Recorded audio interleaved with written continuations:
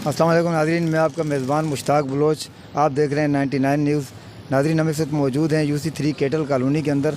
ये जो मेरे बैग में आप देख रहे हैं, ये एतमाद जनरल स्टोर है। 30 जून बरोज़ जुम्मे वाले दिन शाम को 8:30 बजे यहाँ पर एक डकैती की वारदात होती है, जिसके अंदर डकैतों से मुज़ाहमत करने पर 2 अफराद ज़ख्मी होते हैं। एक अफराद की जो है वो हॉस्पिटल जाते हुए एक फ़र्द की मौत हो जाती है और दूसरे अफराद की जो है वो 2 दिन के बाद मौत हो जाती है। हम इस वक्त स्टोर पर मौजूद हैं। आज 6 दिन हो गए हैं इस वाक़े को। स्टोर के मालिक से हम बात करेंगे, जो इसका ओनर है, जिसके भाई की शहादत हुई है।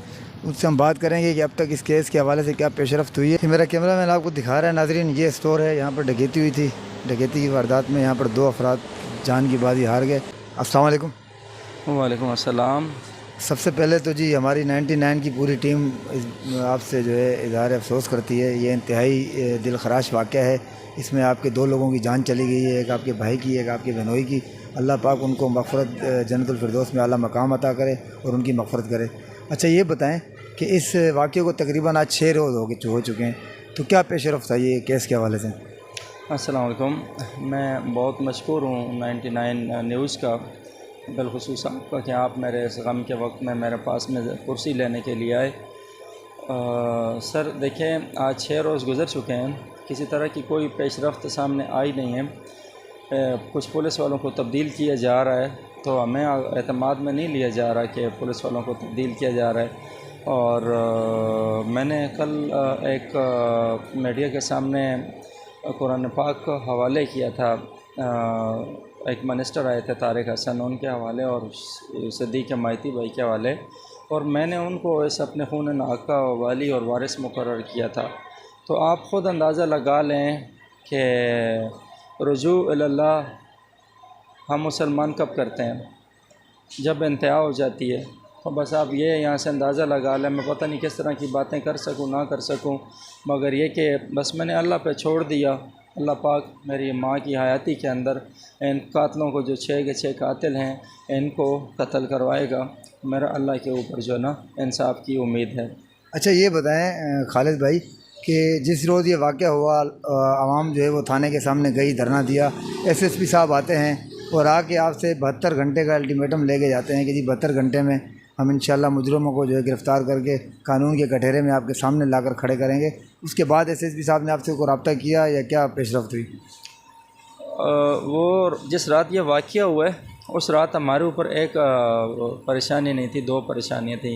एक तो भाई ज़ैद की शहादत उसी लम्हा हो गई अस्पताल पहुंचने से पहले पहले।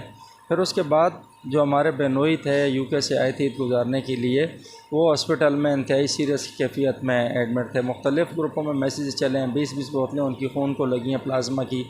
तो वो कैफियत हमें इस चीज़ की इजाज़त नहीं दे रही थी कि हम किसी ऐसे एहतजाज की तरफ जाए। बाकी मैं तमाम उन भाइयों को शुक्रगुज़ार हूँ जिन्होंने मेरे इस दुख को मेरे कहे बग़ैर, मेरे बोले बग़ैर जा कर के एहतजाज करने की कोशिश की, और उन्होंने मुझे यकीन दहानी कराई है कि आइंदा भी हम आपके साथ हैं। मैंने उनसे मिन्नत की थी कि हमें फ़िलहाल ये गम को निपटा लेने दें जो सर पे पड़ गई है।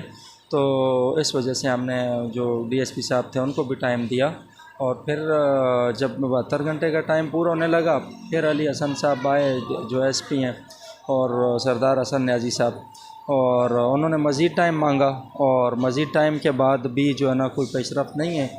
और उन पेशरफ्तों का जो सिलसिला है उसका ख़ुलासा मैं बार बार निकाल के दे रहा हूँ आपको कि मैंने अल्लाह के ऊपर, उसके रसूल के ऊपर और उसके कलाम पाक के ऊपर अपना खून का मुकदमा छोड़ दिया, वही इंसाफ़ करेंगे। अच्छा, ये बताएं खालिद भाई, ये जो केस हुआ है इसमें 2 अमवात हुई हैं, उन दोनों अमवात के मुद्दई आप हो? जी, जो FIR है उसका एक ही FIR है, उसी के अंदर दोनों की अमवात का ज़िक्र है। जो बयान लगे हैं, साथ ट्रांसफ़र हुई FIR, तो उनकी मुद्दियत मेरी। अच्छा, ये तकरीबन इस इलाके की, जिस दिन ये वाक़या हुआ मैं ख़ुद वहाँ मौजूद था, कवरेज की हमने भी। इस इलाके की समाजी सियासी तकरीबन बड़ी शख्सियात सारी जो है वो गम में थी और सारे थाने के सामने थे और सारे तकरीबन आपके साथ हैं। अगर लास्ट अल्टीमेटम हसन न्याजी साहब का ख़त्म हो जाता है, सरदार हसन न्याजी साहब SSP साहब का, उसके बाद आपका क्या लाएअमल है? आगे के लिए आपने कुछ लाएअमल तय किया है?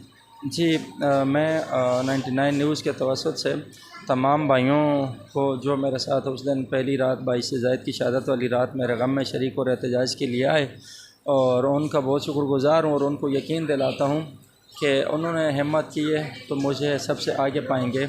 मेरे बड़ों के मशवरे के साथ अगर एहतजाज की गाल आती है तो मैं शदीद एहतजाज भी करूँगा, पूरी CM हाउस के सामने धरना भी दूँगा, जहाँ तक मुझसे हो सकेगा मैं एहतजाज करूँगा। मगर फ़िलहाल मैं सन्यासी साहब जो हमारे घर पर आए तो मैं उनकी इज़्ज़त के तौर के ऊपर 10 दिनों तक उनको जो वक्त दिया उसका पाबंद है। अच्छा ये बताएं खालिद भाई, आपको सिक्योरिटी के हवाले से थाने ने रब्ता किया आपके साथ, कोई सिक्योरिटी देने के हवाले से स्टोर पर, या आपको? नहीं सर, किसी तरह का कोई सिक्योरिटी हमें प्रोवाइड नहीं की गई है इतने बड़े वाक़े के बाद। क्योंकि आप मुद्दई हैं, देखो एक बहुत बड़े मुकदमे के, इसमें 2 लोगों की डेथ हुई है, तो गवर्नमेंट को चाहिए कि आपको सिक्योरिटी फ्राहम करें, या आपको लगता है कि सिक्योरिटी फ्राहम करनी चाहिए? बिल्कुल मुश्ताक भाई, हुकूमत को जो थाना है उसको चाहिए कि मुझे सिक्योरिटी प्रोवाइड करे, यहाँ पर दुकान के ऊपर, शॉप के ऊपर सिक्योरिटी प्रोवाइड करे। ठीक है जी, बहुत शुक्रिया जी। नाज़रीन, आपने देखा हमने एतमाद जनरल स्टोर पे जो शहीद हुए थे जाहिद कुरैशी साहब, उनके भाई से हमने बात की, खालिद कुरैशी साहब से।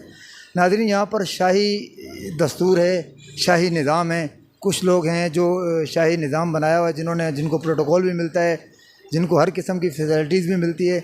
नाज़रीन, मैं ये समझता हूँ कि इस वक्त हमने ख़ुद अपनी ज़ात के साथ जुल्म किया हुआ है, अपने बच्चों के साथ हमने जुल्म किया हुआ है, अपने कारोबार के साथ हमने जुल्म किया हुआ है, अपनी औलादों के साथ हमने जुल्म किया हुआ है, और अपने आप के साथ हमने खुद जुल्म किया हुआ है कि हमने अपने आप को इन डकैतों, इन चोरों हवाले किया हुआ है, और हम इनसे कोई एहतजाज नहीं करते। हम मर जाते हैं, कट जाते हैं, हमारे साथ जुल्म हो जाता है, हम ज़्यादती हो जाती है, हम बर्दाश्त कर लेते हैं, हम रोडों पर नहीं निकलते, हम एहतजाज रिकॉर्ड नहीं कराते। नाज़रीन, हमने अपने साथ खुद जुल्म किया है, ऐसे वाक़यात हों उसके लिए रोडों पर निकलें, एहतजाज करें। इसके साथ ही इजाज़त दीजिए। कैमरा में तौफीक अहमद के साथ मुश्ताक बलोच, देखते रहिए 99 न्यूज़ कराची।